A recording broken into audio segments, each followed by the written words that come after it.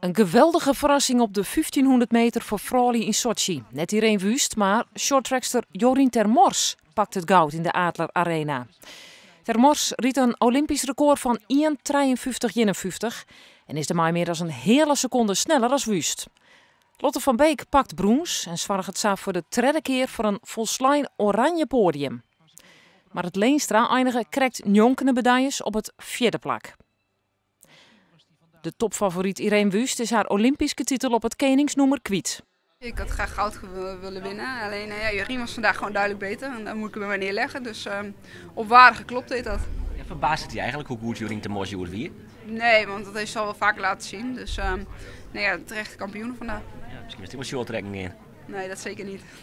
Hey, dan toch nog wat afstand. Wat kiest je eigenlijk op die 4 kilometer? En dan ga ik voor medaille. En ik vind een ploegachtervolging moeten winnen. Dus nog twee mooie kansen. Ja, is het een beetje zagrijnig of? Nou ja, natuurlijk, het is niet leuk om te verliezen. En uiteindelijk zal ik hier wel van gaan genieten. Hoort erbij, maar op dit moment is het nog even zuur. Maar het Leenstra vierde worden, dat is eigenlijk een beetje de meest vervelende plak dat er is. Is die emoties een beetje onder controle houden op de stuit? Nou, ik ben het er net mee eens dat vierde de meest vervelende plak is. De meest vervelende plak is laatste volgens mij. Dus dan is vierde zo slecht nog net. En, ik hier graag op het podium staan.